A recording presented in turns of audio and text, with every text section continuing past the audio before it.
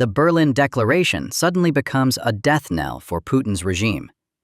Challenger to the Kremlin throne is the oil tycoon who was once Russia's richest man.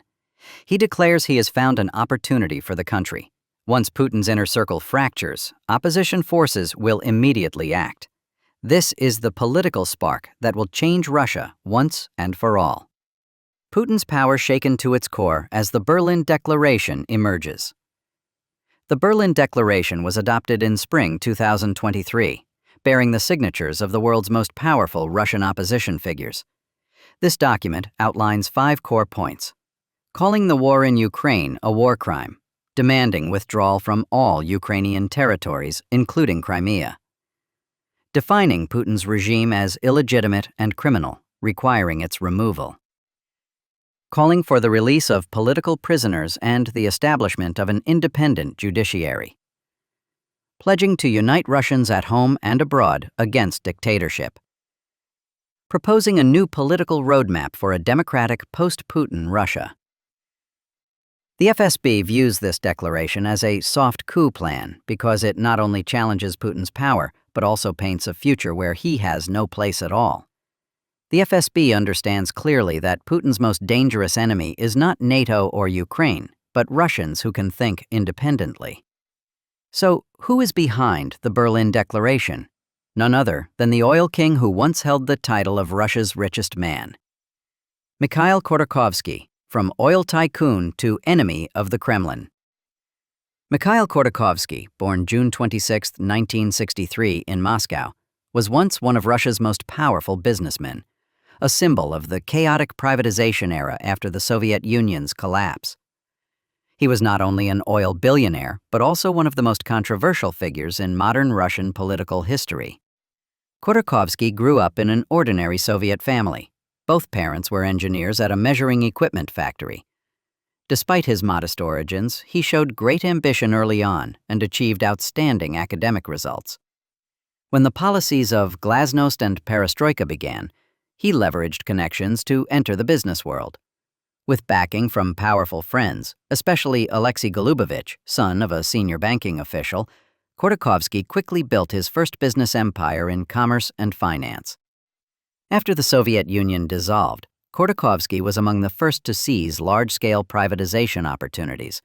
He acquired the oil giant Yukos, one of the largest companies in post-Soviet Russia, at a bargain price during the chaotic early 1990s. Yukos rapidly grew powerful, making Khodorkovsky Russia's richest man and 16th on Forbes's global billionaire list in 2004. His growing wealth and political influence made him a symbol of the new oligarch generation, a group controlling Russia's economy through financial power and political connections. In October 2003, at the height of his fame, Khodorkovsky was suddenly arrested in Siberia on charges of fraud and tax evasion. The Russian government subsequently seized Yukos shares, citing massive tax debts, causing the company to collapse and virtually all his assets to vanish.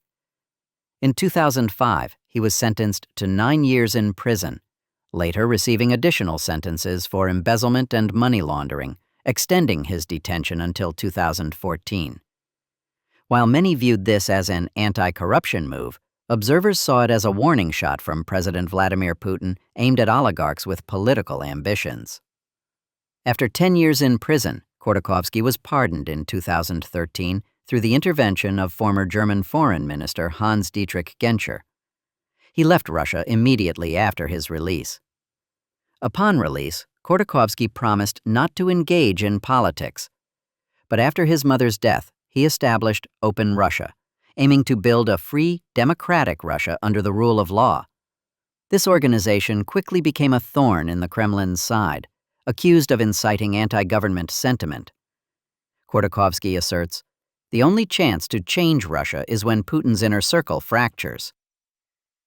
From a small room in Madrid, Khodorkovsky declares, "Russia cannot be changed through elections or peaceful protests. The only realistic opportunity is a split within Putin's regime itself, and when that moment comes, the people must be ready to fight." When asked about the domestic situation, Khodorkovsky describes, "It's a society exhausted by war but seeing no end. People no longer resist, nor do they support. just apathy. The fear of losing is great, while the possibility of Putin voluntarily withdrawing is zero. According to him, the scenario of people taking to the streets to overthrow the government is nearly impossible because security forces remain absolutely loyal. The only way to change is an internal conflict, when factions within the government start blaming each other after a serious military defeat. In that situation, Putin's collapse is entirely possible. Answering questions about preparing for a potentially violent change, Khodorkovsky is clear. Direct confrontation with the army or state security forces is impossible. That's unrealistic. The most feasible way is to exploit a fracture within the ruling elite, when the military stands aside or becomes divided. He uses Belarus as an example.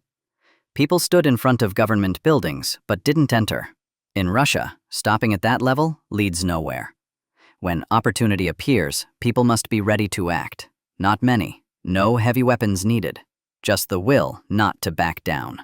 Khodorkovsky admits the opposition failed to capitalize when Yevgeny Prigozhin launched his mutiny in June 2023. That was a rare moment. If the uprising had lasted at least 3 days, perhaps the people would have risen up. But it only lasted 10 hours, too short to create a chain reaction. According to him, the real central figure was not Prigozhin, but General Sergei Surovikin, who had commanded the campaign in Ukraine. Prigozhin lacked sufficient power within the military. Surovikin was the strategic link. Many senior officers sided with them but didn't act. And then, everything ended too quickly. Khodorkovsky analyzes that after the Wagner rebellion, Putin regained some control, but cracks remain. First, urban residents no longer trust him. Second, loyalty within the military has been damaged. And third, Prigozhin's death showed Russia's elite that making deals with Putin is useless, because ultimately, he still kills those who helped him. When asked about the risk of civil war, Khodorkovsky is calm. I've lived through 2 similar moments. In 1991, when conservatives staged a coup against Gorbachev, and in 1993, when Yeltsin opened fire on parliament. Both were contained within a narrow scope. If a new fracture erupts, it will be the same. Khodorkovsky concludes, the likelihood of a new fracture within Putin's inner circle depends on how the war unfolds. When the Kremlin faces a clear defeat, whether military or economic, the risk of uprising will surge. The question is, will the opposition be prepared in time to seize that moment? He ends with a sharp statement. Russian history always changes not through ballots, but through cracks in power. The question is, this time, who will dare step into that crack before it closes? Khodorkovsky asserts, Russian generals are incompetent.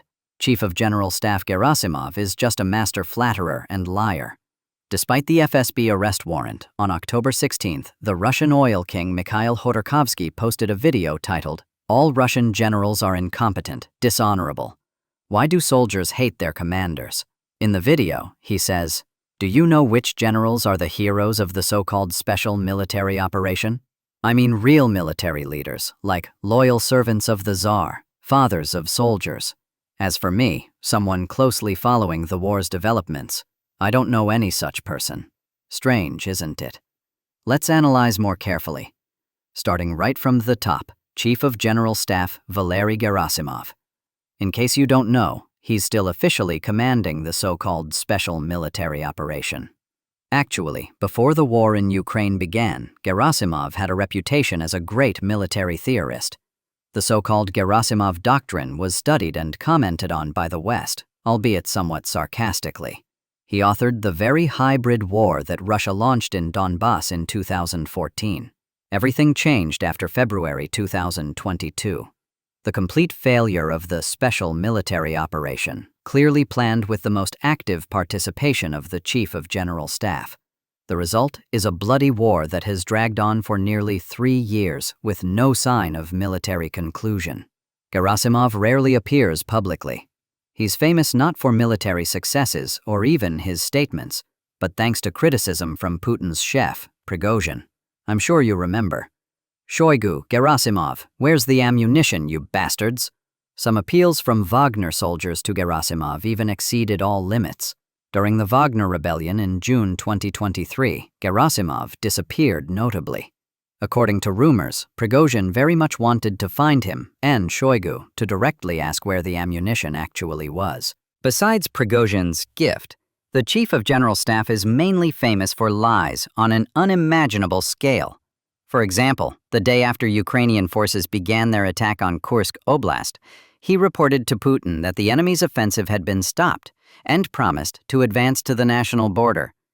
Through the actions of national border support units, coordinated with border guards and reinforcement units, through airstrikes, missiles, and artillery, the enemy's advance deep into territory toward Kursk has been stopped. The operation will end with the enemy's defeat and advance to the national border. That was on August 7, 2024. After that, Ukrainian forces captured about another 1,000 square kilometers of Kursk Oblast border areas. But this reassuring lie misled residents in the area. Instead of urgent evacuation, they fell into the combat zone. Many died. As for the promise to advance to the national border then, Gerasimov himself reported again at the end of April 2025, that is, after 9 months. At the same time, Gerasimov reported to Putin completely absurd losses of Ukrainian forces in Kursk Oblast. More than 7,700 units of military equipment destroyed, including 412 tanks, 340 infantry fighting vehicles, 314 armored personnel carriers, about 2,300 other armored combat vehicles. Of course, lying to superiors is not just a characteristic of generals, but of any official in Putin's power system. It's just that, for generals, this directly affects human lives, both their own soldiers and civilians. And contempt for human life is an inherited characteristic of the General Corps under Putin. For example, Rustam Muradov, Lieutenant General, a Dagestani, as is customary, a hero of Russia.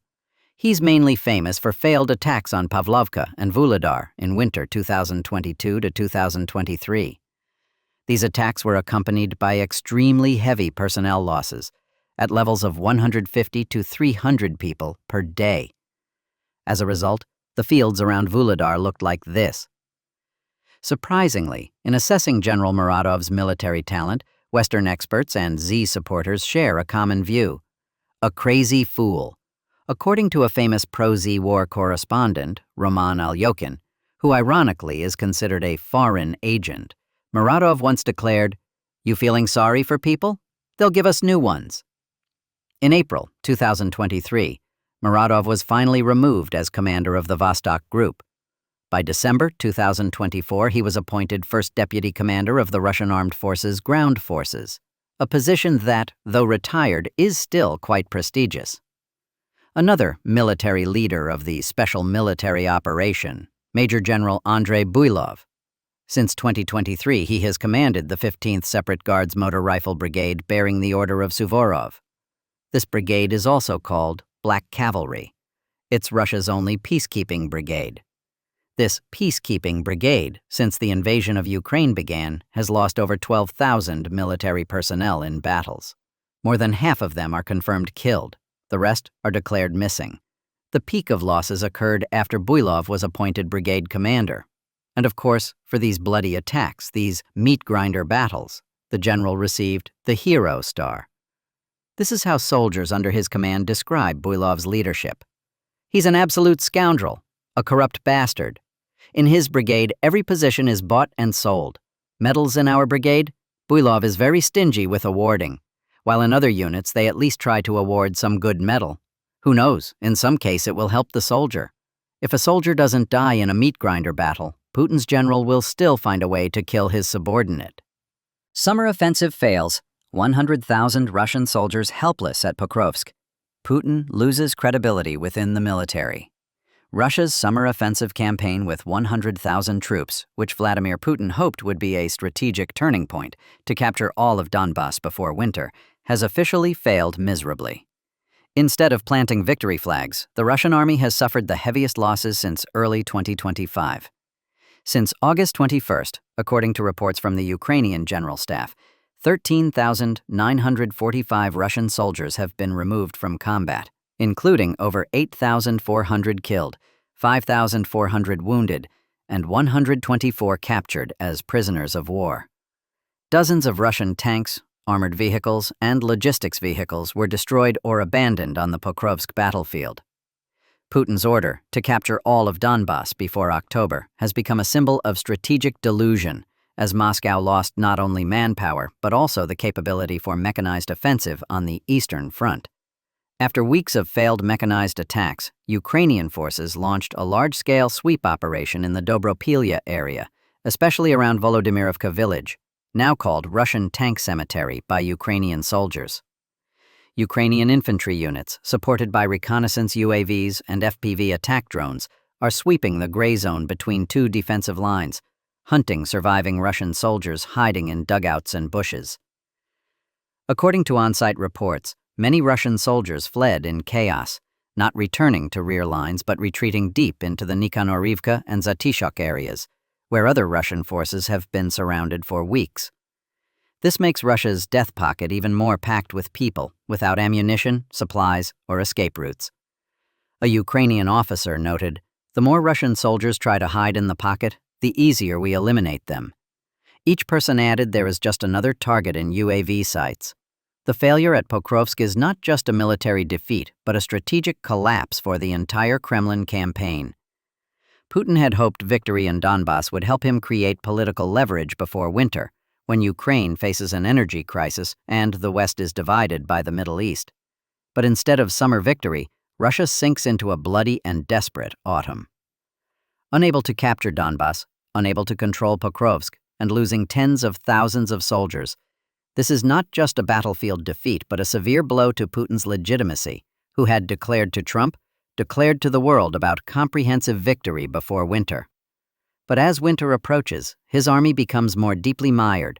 Russian logistics continue to be attacked by Ukrainian UAVs, while Moscow's economy faces fuel crisis, soaring inflation, and internal instability.